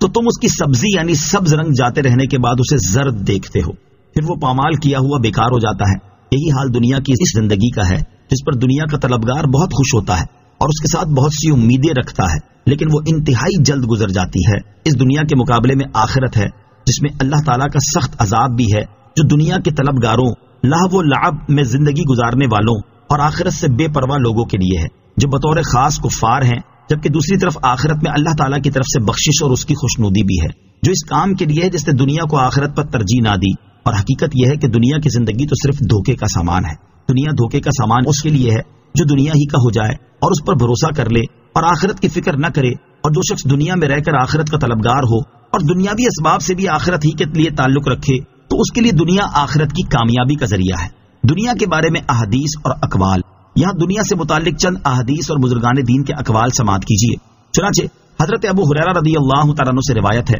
نبی اکرم صلی اللہ تعالیٰ علیہ وسلم نے ارشاد فرمایا، دنیا ملعون ہے اور اس کی ہر چیز بھی ملعون ہے، البتہ دنیا میں سے جو اللہ تعالیٰ کے لیے ہے وہ ملعون نہیں۔ حضرت عبداللہ بن مسور ہاشمی رضی اللہ تعالیٰ عنہ سے روایت ہے، رسول کریم صلی اللہ تعالیٰ علیہ وسلم نے ارشاد فرمایا، اس بندے پر انتہائی تعجب ہے جو آخرت کے گھر کی تصدیق کرتا ہے لیکن وہ دھوکے والے گھر یعنی دنیا کے لیے کوشش کرتا ہے۔ حضرت ذوالنون رضی اللہ تعالیٰ عنہ فرماتے ہیں کہ اے مریدین کے گروہ، دنیا طلب نہ کرو، اور اگر طلب کرو تو اس سے محبت نہ کرو، یہاں سے صرف زیادہ راہ لو کیونکہ آرام گاہ تو اور ہے یعنی آخرت ہے۔ اعلیٰ حضرت رحمت اللہ تعالی علیہ اشعار کی صورت میں نصیحت کرتے ہوئے فرماتے ہیں، دنیا کو تو کیا جانے، یہ بس کی گھاٹ ہے حرافہ، صورت دیکھو ظالم کی تو کیسی بھولی بھالی ہے، شہد دکھائے زہر پلائے، قاتل ڈائن شوہر کش، اس مردار پہ کیا للچایا، دنیا دیکھی بھالی ہے۔ اللہ تعالیٰ ہمیں دنیا میں رہ کر اپنی آخرت کی تیاری کی توفیق عطا فرمائے، آمین۔ نوٹ: دنیا کی حقیقت اور اس کے بارے میں مزید تفصیل جاننے کے لیے امام غزالی رحمۃ اللہ تعالی کی مشہور تصنیف احیاء العلوم کی 3 جلد میں موجود باب دنیا کی مذمت کا مطالعہ فرمائیں۔ سابقوا إلى مغفرة من ربكم وجنة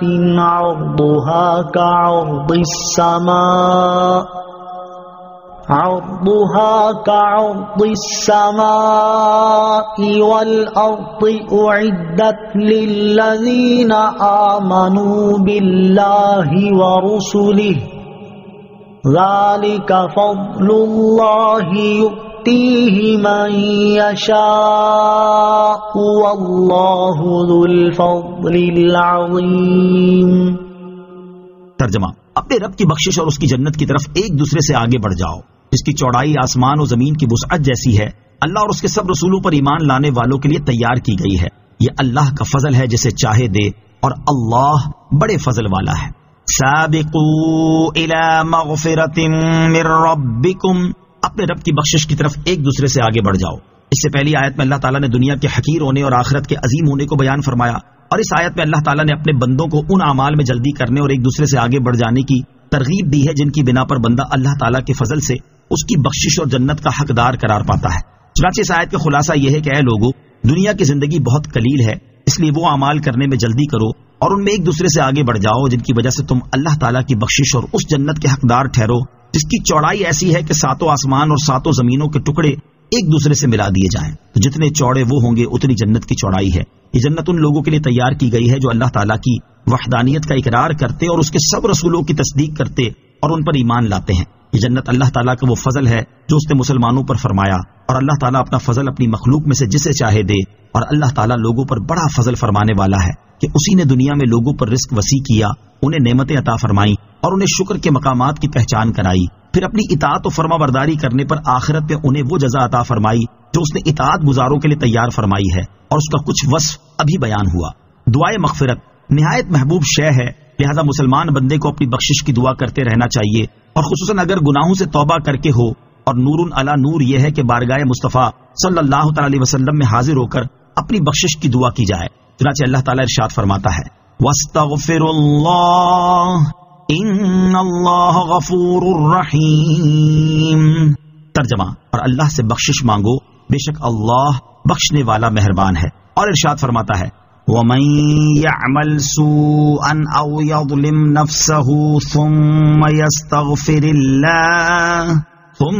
يَسْتَغْفِرِ اللَّهَ يَجِدِ اللَّهَ غَفُورًا رَحِيمًا۔ ترجمہ، اور جو کوئی برا کام کرے یا اپنی جان پر ظلم کرے پھر اللہ سے مغفرت طلب کرے تو اللہ کو بخشنے والا مہربان پائے گا۔ اور حضرت انس بن مالک رضی اللہ تعالیٰ عنہ سے روایت ہے، حضور پر نور صلی اللہ تعالیٰ علیہ وسلم نے ارشاد فرمایا، اللہ تعالیٰ فرماتا ہے اے انسان، جب تک تو مجھ سے دعا کرتا اور امید رکھتا رہے گا میں تیرے گناہ بخشتا رہوں گا، چاہے تجھ میں کتنے ہی گناہ ہوں مجھے کوئی پرواہ نہیں۔ اے انسان، اگر تیرے گناہ آسمان تک پہنچ جائیں پھر تو بخشش مانگے تو میں بخش دوں گا، مجھے کوئی پرواہ نہیں۔ اے انسان، اگر تو زمین بھر گناہ بھی میرے پاس لے کر آئے لیکن تو نے شرک نہ کیا ہو تو میں تجھے اس کے برابر بخش دوں گا۔ اور حضرت ابو ہریرہ رضی اللہ تعالیٰ عنہ سے روایت ہے، نبی اکرم صلی اللہ تعالیٰ علیہ وسلم نے ارشاد فرمایا، تم میں سے کوئی اس طرح نہ کہے یا اللہ عز و جل اگر تو چاہے تو مجھے بخش، یا اللہ اگر تو چاہے تو مجھ پر رحم فرما، بلکہ یقین کے ساتھ سوال کرنا چاہیے کیونکہ اللہ تعالیٰ کو کوئی مجبور کرنے والا نہیں۔ اور اللہ تعالیٰ ارشاد فرماتا ہے والذین اذا فعلوا فاحشة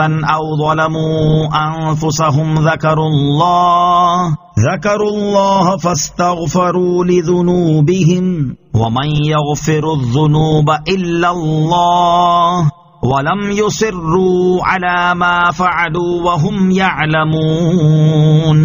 ترجمہ، اور وہ لوگ کہ جب کسی بے حیائی کا ارتکاب کر لیں یا اپنی جانوں پر ظلم کر لیں تو اللہ کو یاد کر کے اپنے گناہوں کی معافی مانگیں، اور اللہ کے علاوہ کون گناہوں کو معاف کر سکتا ہے، اور یہ لوگ جان بوجھ کر اپنے برے اعمال پر اصرار نہ کریں۔ اور اللہ تعالیٰ ارشاد فرماتا ہے وَلَوْ أَنَّهُمْ إِذ ظَلَمُوا أَنفُسَهُمْ جَاءُوكَ فاستغفروا الله واستغفر لهم الرسول لوجدوا الله توابا رحيما۔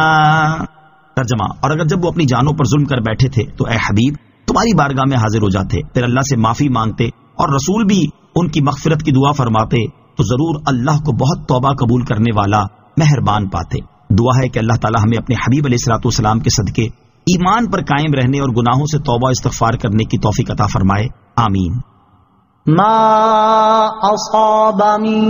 مصيبة في الأرض ولا في أنفسكم إلا في كتاب من قبل أن نبرأها إن ذلك على الله يسير۔ ترجمہ، زمین میں اور تمہاری جانوں میں جو مصیبت پہنچتی ہے وہ ہمارے اسے پیدا کرنے سے پہلے یہ کتاب میں لکھی ہوئی ہے، بے شک یہ اللہ پر آسان ہے۔ ما اصاب من مصیبت فی الارض ولا فی انفسکم، زمین میں اور تمہاری جانوں میں جو مصیبت پہنچتی ہے۔ اس آیت میں اللہ تعالیٰ نے اپنی قضا اور تقدیر کا بیان فرمایا ہے کہ اے لوگوں، زمین میں قحط کی، بارش رک جانے کی، پیداوار نہ ہونے کی، پھلوں کی کمی کی اور کھیتوں کے تباہ ہونے کی، اسی طرح تمہاری جانوں میں بیماریوں کی اور اولاد کے غموں کی جو مصیبت تمہیں پہنچتی ہے وہ ہمارے اسے یعنی زمین کو یا جانوں کو یا مصیبت کو پیدا کرنے سے پہلے ہی ہماری ایک کتاب لوح محفوظ میں لکھی ہوئی ہوتی ہے، اور انہیں لوح محفوظ میں لکھ دینا ہمارے لیے آسان ہے۔ یاد رہے کہ بندے کو پہنچنے والی ہر مصیبت اس کی تقدیر میں لکھی ہوئی ہے، اور ہر مصیبت اللہ تعالیٰ کے حکم سے ہی پہنچتی ہے، جیسا کہ ایک اور مقام پر اللہ تعالیٰ نے ارشاد فرمایا، ما اصاب من مصیبت الا باذن اللہ۔ ترجمہ، ہر مصیبت اللہ کے حکم سے ہی پہنچتی ہے، البتہ بعض مصیبتیں بعض وجوہات کی بنا پر بھی آتی ہیں، اور یہ وجوہات بھی لوح محفوظ میں لکھی ہوئی ہیں۔ ان وجوہات میں سے ایک وجہ گناہ کرنا ہے، جیسا کہ اللہ تعالیٰ ارشاد فرماتا ہے، وما اصابکم من مصیبت فبما کسبت ایدیکم ویعفو عن کثیر۔ ترجمہ، اور تمہیں جو مصیبت پہنچی وہ تمہارے ہاتھوں کے کمائے ہوئے اعمال کی وجہ سے ہے، اور بہت کچھ تو وہ معاف فرما دیتا ہے۔ اور حضرت ابو موسیٰ اشعری رضی اللہ تعالیٰ عنہ سے روایت ہے، حضور پرنور صلی اللہ تعالیٰ علیہ وسلم نے ارشاد فرمایا، بندے کو جب چھوٹی یا بڑی مصیبت پہنچتی ہے وہ کسی گناہ کی وجہ سے پہنچتی ہے، اور جو گناہ اللہ تعالیٰ معاف فرما دیتا ہے وہ اس سے بہت زیادہ ہوتے ہیں، اور بسا اوقات مومن کے گناہوں کو معاف کرنے اور اس کے درجات کی بلندی کے لیے اسے مصیبت پہنچتی ہے، جیسا کہ حضرت عائشہ صدیقہ رضی اللہ تعالیٰ عنہا سے روایت ہے، تاجدار رسالت صلی اللہ تعالیٰ علیہ وسلم نے ارشاد فرمایا، مومن کو کانٹا چبھنے یا اس سے بڑی کوئی تکلیف پہنچتی ہے تو اس کی وجہ سے اللہ تعالیٰ اس کا ایک درجہ بلند کر دیتا ہے یا اس کی ایک خطا مٹا دیتا ہے۔ لہذا جس شخص پر کوئی مصیبت آئے تو اسے چاہیے کہ وہ اس بات پر یقین رکھے کہ یہ مصیبت اس کے نصیب میں لکھی ہوئی تھی، اور اس بات پر غور کرے کہ کہیں اس سے کوئی ایسا گناہ صادر نہ ہوا ہو جس کے نتیجے میں اس پر یہ مصیبت آئی، نیز اللہ تعالیٰ سے یہ امید رکھے کہ وہ اس مصیبت کے سبب اس کے گناہ مٹا دے اور اس کے درجات بلند فرما دے۔ ایسا کرنے سے ذہن کو سکون نصیب ہوگا، دل کو تسلی حاصل ہوگی، اور مصیبت پر صبر کرنا بھی آسان ہو جائے گا۔ اللہ تعالیٰ عمل کی توفیق عطا فرمائے، آمین۔ لِكَيْ لَا تَأْسَوْا عَلَى مَا فَاتَكُمْ وَلَا تَفْرَحُوا بِمَا آتَاكُمْ وَاللَّهُ لَا يُحِبُّ كُلَّ مُخْتَالٍ فَخُورٍ۔ ترجمہ، تاکہ تم اس پر غم نہ کھاؤ جو تم سے جاتی رہے، اور اس پر اتراؤ نہیں جو تمہیں اللہ نے دیا ہے، اور اللہ ہر متکبر بڑائی جتانے والے کو ناپسند کرتا ہے۔ لِكَيْ لَا تَأْسَوْا عَلَى مَا فَاتَكُمْ، تاکہ تم اس پر غم نہ کھاؤ جو تم سے جاتی رہے، یعنی تمہیں پہنچنے والی مصیبتیں لوح محفوظ میں لکھ دینے کی حکمت یہ ہے کہ دنیا کا جو ساز و سامان تمہارے ہاتھ سے جاتا رہے تم اس پر غم نہ کھاؤ، اور دنیا کا جو مال و متاع اللہ تعالیٰ نے تمہیں دیا ہے تم اس پر خوش نہ ہو، اور یہ سمجھ لو کہ جو اللہ تعالیٰ نے مقدر فرمایا ہے ضرور ہونا ہے۔ نہ غم کرنے سے کوئی ضائع شدہ چیز واپس مل سکتی ہے، اور نہ فنا ہونے والی چیز اترانے کے لائق ہے، تو ہونا یہ چاہیے کہ خوشی کی جگہ شکر اور غم کی جگہ صبر اختیار کرو۔ یہاں غم کی مذمت بیان ہوئی ہے، اس غم سے مراد انسان کی وہ حالت ہے جس میں صبر نہ ہو اور اللہ تعالیٰ کی تقدیر پر راضی رہنا نہ پایا جائے، اور ثواب کی امید بھی آدمی نہ رکھے، جبکہ خوشی سے وہ اترانا مراد ہے جس میں مست ہو کر آدمی شکر سے غافل ہو جائے۔ البتہ وہ رنج و غم جس میں بندہ اللہ تعالیٰ کی طرف متوجہ ہو اور اس کی رضا پر راضی ہو، ایسے ہی وہ خوشی جس پر حق تعالیٰ کا شکر گزار ہو ممنوع نہیں۔ حضرت امام جعفر صادق رضی اللہ تعالیٰ عنہ فرماتے ہیں، اے فرزند آدم، کسی چیز کا فقدان پر کیوں غم کرتا ہے؟ یہ اس کو تیرے پاس واپس نہ لائے گا، اور کسی موجود چیز پر کیوں اتراتا ہے؟ موت اس کو تیرے ہاتھ میں نہ چھوڑے گی۔ الذين يبخلون ويأمرون الناس بالبخل ومن يتول فإن الله هو الغني الحميد۔ ترجمہ، وہ جو بخل کریں اور لوگوں کو بخل کرنے کا کہیں اور جو منہ پھیرے تو بے شک اللہ ہی بے نیاز حمد کے لائق ہے۔ الذین یبخلون، وہ جو بخل کرے. اس آیت کی ایک تفسیر یہ ہے کہ اللہ تعالیٰ ان لوگوں کو پسند نہیں فرماتا جو اپنے پاس مال اور دنیا کا ساز و سامان ہونے کے باوجود اس مال و دولت سے محبت اور اپنے نزدیک اس کی قدر کی وجہ سے اس مال میں بخل کرتے ہیں اور اس مال کو اللہ تعالیٰ کی راہ میں اور نیک کاموں میں خرچ نہیں کرتے. اور وہ صرف اپنے بخل کو ہی کافی نہیں سمجھتے بلکہ لوگوں کو بھی بخل کرنے کا حکم دیتے ہیں اور اپنا مال روک لینے کی ترغیب دیتے ہیں. اور جو واجب صدقات سے منہ پھیرے تو بے شک اللہ تعالیٰ ہی تمام مخلوق سے بے نیاز اور حمد کے لائق ہے. دوسری تفسیر یہ ہے کہ وہ یہودی جو سابقہ کتابوں میں لکھے ہوئے تاجدار رسالت صلی اللہ تعالی علیہ وسلم کے اوصاف چھپاتے ہیں اور ان کے اوصاف بیان کرنے سے خود بھی بخل کرتے ہیں اور دوسروں کو بھی اس کا حکم دیتے ہیں، تو ان کے لیے سخت وعید ہے. اور جو ایمان لانے اور اللہ تعالیٰ اور اس کے رسول کی فرما برداری کرنے سے منہ پھیرے تو بے شک اللہ تعالیٰ ہی اپنی تمام مخلوق سے بے نیاز اور حمد کے لائق ہے، تو ان سے کس طرح بے نیاز نہ ہوگا. راہ خدا میں مال خرچ کرنے سے بخل کرنے اور نبی کریم علیہ الصلوۃ والسلام کے اوصاف چھپانے کی مذمت. اللہ تعالیٰ کی راہ میں خرچ کرنے سے بخل کرنے والوں کے بارے میں اللہ تعالیٰ ارشاد فرماتا ہے، ہا انتم هؤلاء تدعون لتنفقوا في سبيل الله فمنكم من يبخل ومن يبخل فإنما يبخل عن نفسه والله الغني وأنتم الفقراء وَإِن تَتَوَلَّوْا يَسْتَبْدِلْ قَوْمًا غَيْرَكُمْ ثُمَّ لَا يَكُونُوا أَمْثَالَكُمْ. ترجمہ، ہاں یہ تم ہو جو بلائے جاتے ہو تاکہ تم اللہ کی راہ میں خرچ کرو، تو تم میں کوئی بخل کرتا ہے اور جو بخل کرے وہ اپنی ہی جان سے بخل کرتا ہے اور اللہ بے نیاز ہے اور تم سب محتاج ہو. اور اگر تم منہ پھیرو گے تو وہ تمہارے سوا اور لوگ بدل دے گا، پھر وہ تم جیسے نہ ہوں گے. اور سید المرسلین صلی اللہ تعالی علیہ وسلم کے اوصاف چھپانے والوں کے بارے میں ارشاد فرماتا ہے، ان الذين يكتمون ما انزلنا من البينات والهدى من بعد ما بيناه للناس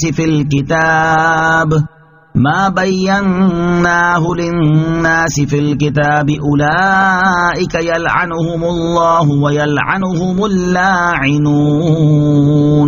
ترجمہ، بے شک وہ لوگ جو ہماری اتاری ہوئی روشن باتوں اور ہدایت کو چھپاتے ہیں حالانکہ ہم نے اسے لوگوں کے لیے کتاب میں واضح فرما دیا ہے، تو ان پر اللہ لعنت فرماتا ہے اور لعنت کرنے والے ان پر لعنت کرتے ہیں. اور ارشاد فرماتا ہے، وَإِذْ أَخَذَ اللَّهُ مِيثَاقَ الَّذِينَ أُوتُوا الْكِتَابَ لَتُبَيِّنُنَّهُ لِلنَّاسِ وَلَا تَكْتُمُونَهُ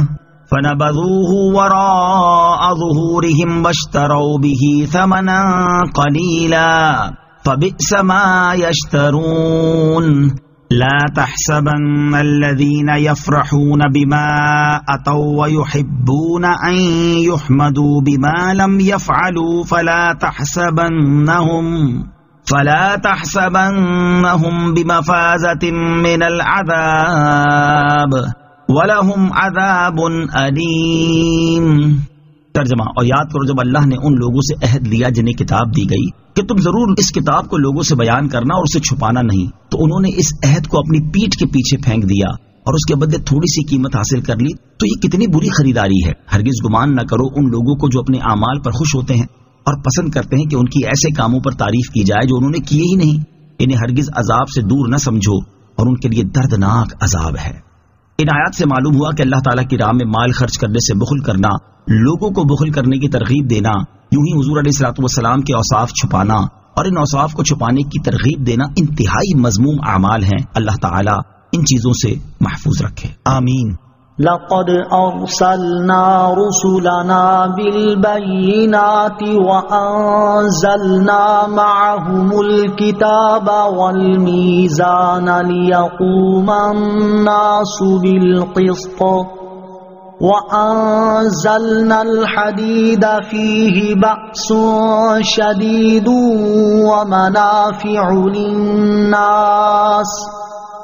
ومنافع للناس وليعلم الله من ينصره ورسله بالغيب إن الله قوي عزيز.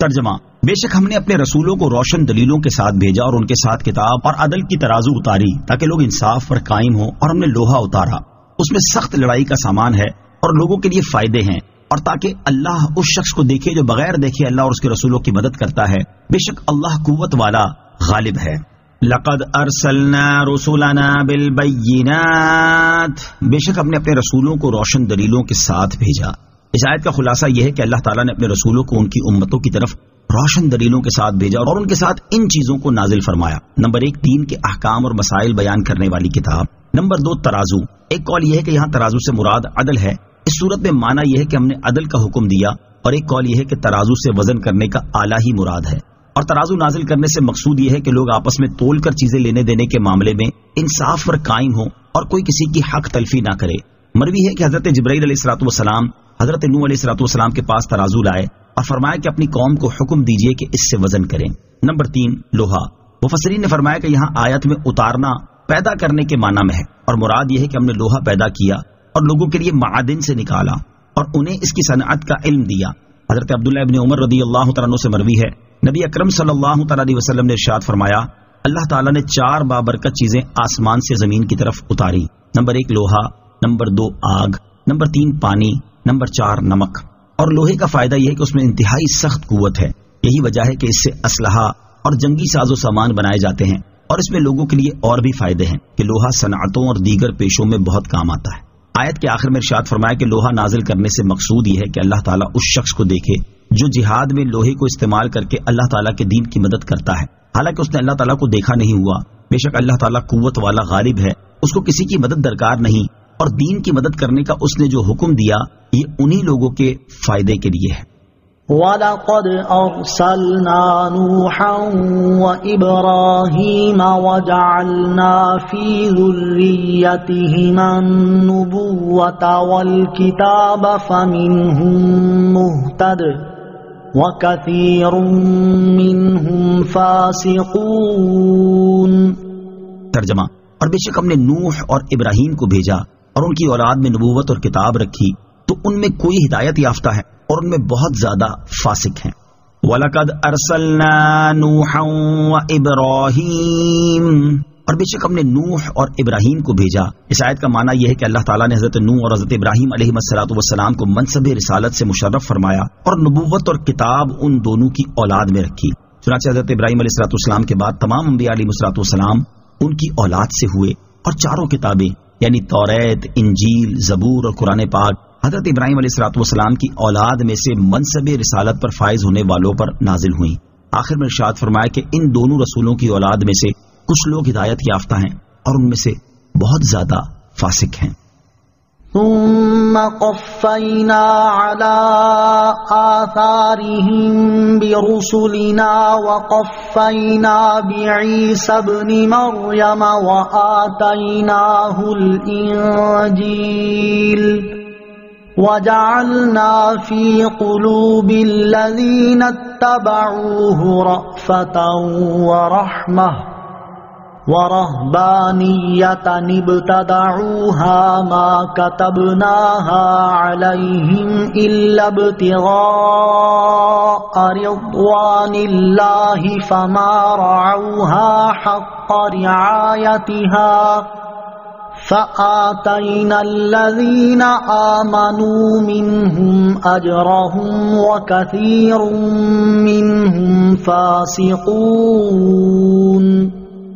ترجمہ. پھر ہم نے ان کے پیچھے ان کے قدموں کے نشانات پر اپنے مزید رسول بھیجے اور ان کے پیچھے عیسیٰ بن مریم کو بھیجا اور اسے انجیل عطا فرمائی اور اس کے پیروکاروں کے دل میں نرمی اور رحمت رکھی اور رہبانیت یعنی دنیا سے قطع تعلقی کو انہوں نے خود ایجاد کیا. ہم نے ان پر یہ مقرر نہ کیا تھا، ہاں اللہ کی رضا طلب کرنے کے لیے انہوں نے یہ بدعت ایجاد کی، پھر اس کی ویسی رعایت نہ کی جیسی رعایت کرنے کا حق تھا، تو ان میں ایمان والوں کو ہم نے ان کا ثواب عطا کیا اور ان میں سے بہت سے نافرمان ہیں.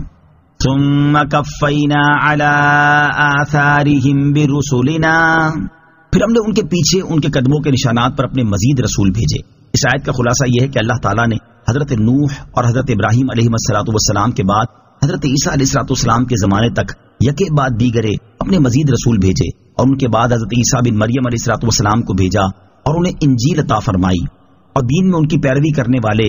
آپس میں ایک دوسرے کے ساتھ محبت و شفقت رکھتے ہیں، اور راہب بننا یعنی پہاڑوں، غاروں اور تنہا مکانوں میں خلوت نشین ہونے، سو معا بنانے دنیا والوں سے میل جول ترک کرنے، عبادتوں میں اپنے اوپر زائد مشقتیں بڑھا لینے، نکاح نہ کرنے، نہایت موٹے کپڑے پہننے اور ادنا غذا انتہائی کم مقدار میں کھانے کے عمل کو انہوں نے خود ایجاد کیا تھا۔ اللہ تعالیٰ نے ان پر یہ چیزیں مقرر نہ کی تھی، البتہ یہ بدعت انہوں نے اللہ تعالیٰ کی رضا طلب کرنے کے لیے ایجاد کی، لیکن پھر ان کے بعد والے اس کی ویسی رعایت نہ کر سکے جیسی رعایت کرنے کا حق تھا، بلکہ اس کو ضائع کر دیا اور تثلیث و اتحاد یعنی تین خدا ماننے اور حضرت عیسیٰ علیہ الصلوۃ والسلام میں خدائی اور انسانیت کا اتحاد ماننے میں مبتلا ہوئے، اور حضرت عیسیٰ علیہ الصلوۃ والسلام کے دین سے کفر کر کے اپنے بادشاہوں کے دین میں داخل ہو گئے، اور ان میں سے کچھ لوگ حضرت عیسیٰ علیہ الصلوۃ والسلام کے دین پر قائم اور ثابت بھی رہے، اور جب حضور پرنور علیہ الصلوۃ والسلام کا مبارک زمانہ پایا تو حضور اقدس صلی اللہ تعالی علیہ وسلم پر بھی ایمان لائے، تو ان میں سے ایمان والوں کو اللہ تعالیٰ نے ان کا ثواب عطا کیا،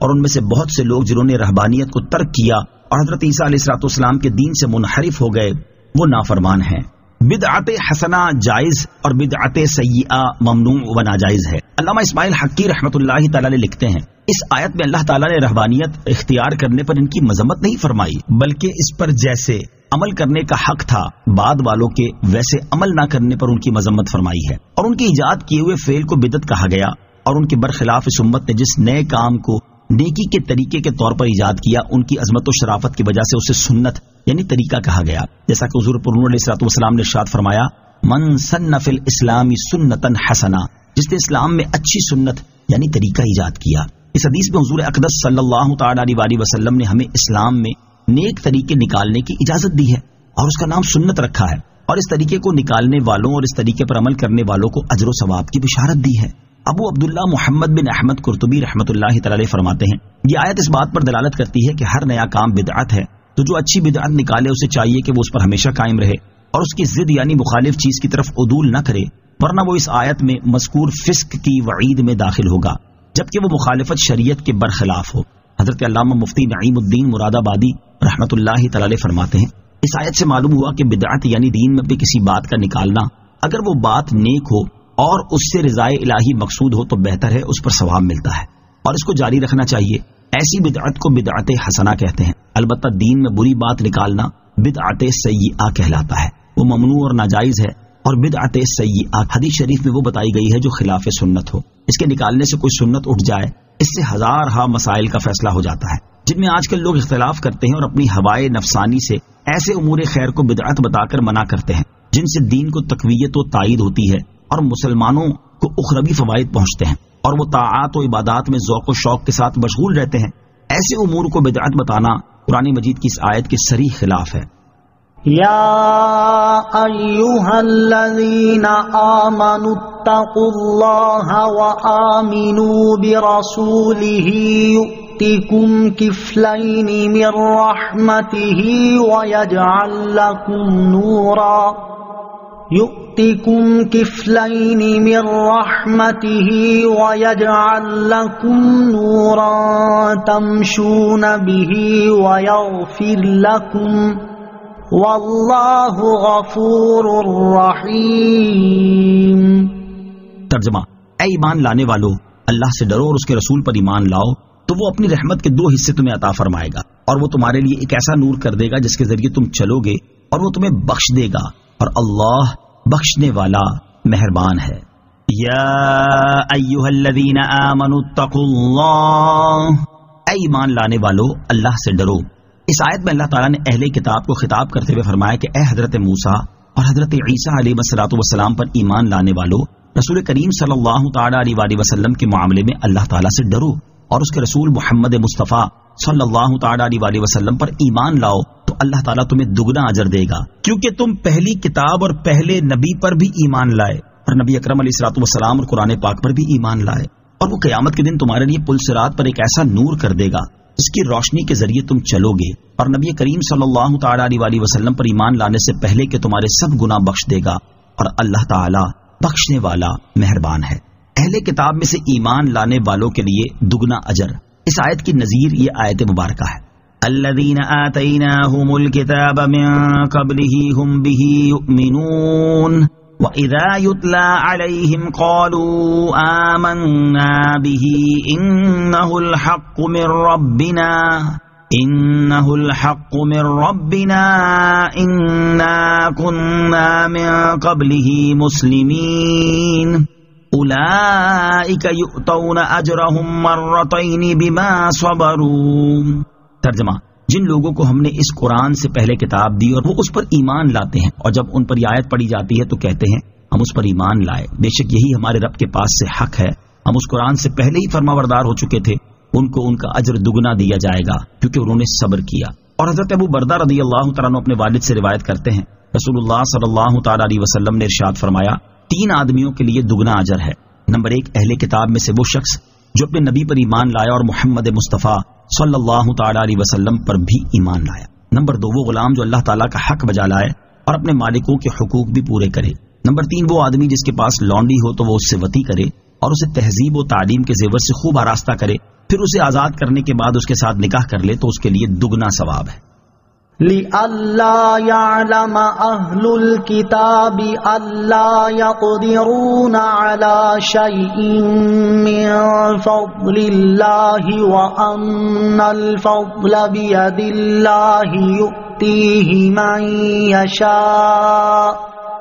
وَاللَّهُ ذُو الْفَضْلِ الْعَظِيمِ. ترجمہ: تاکہ اہل کتاب جان لیں کہ وہ اللہ کے فضل میں سے کسی چیز پر قدرت نہیں رکھتے، اور یہ کہ سارا فضل اللہ کے ہاتھ میں ہے، وہ جسے چاہتا ہے دیتا ہے، اور اللہ بڑے فضل والا ہے. لِأَلَّا يَعْلَمَ أَهْلُ الْكِتَابِ، تاکہ اہل کتاب جان لیں. اس آیت کا شان نزول یہ ہے کہ جب اوپر والی آیت نازل ہوئی اور اس میں اہل کتاب میں سے مومنین کو سرکار دو عالم صلی اللہ تعالی علیہ وسلم کے اوپر ایمان لانے پر دگنے اجر کا وعدہ دیا گیا، تو اہل کتاب میں سے کفار نے کہا اگر ہم حضور اقدس علیہ الصلوۃ والسلام پر ایمان لائیں تو ہمیں دگنا اجر ملے گا، اور اگر ایمان نہ لائیں تو ہمارے لیے ایک اجر جب بھی رہے گا. اس پر یہ آیت نازل ہوئی اور ان کے اس خیال کو رد کرتے ہوئے فرمایا گیا کہ اللہ تعالیٰ نے اہل کتاب کو آخری نبی پر ایمان لانے کا حکم اس لیے دیا ہے تاکہ اہل کتاب جان لیں کہ محمد مصطفیٰ صلی اللہ تعالیٰ علیہ وسلم پر ایمان لائے بغیر وہ اللہ تعالیٰ کے فضل یعنی دگنے اجر، نور اور مغفرت میں سے کچھ نہیں پا سکتے، کیونکہ جب وہ سید المرسلین صلی اللہ تعالیٰ علیہ وسلم پر ایمان نہیں لائے تو ان کا پہلے انبیاء علیہ الصلوۃ والسلام پر ایمان لانا بھی ان کے لیے مفید نہ ہوگا. اور وہ یہ بھی جان لے کہ سارا فضل اللہ تعالیٰ کے ہاتھ میں ہے، وہ اپنے بندوں میں سے جسے چاہتا ہے دیتا ہے، کیونکہ وہ قادر اور مختار ہے، اور اللہ تعالیٰ بڑے فضل والا ہے. آمنت باللہ صدق اللہ العظیم.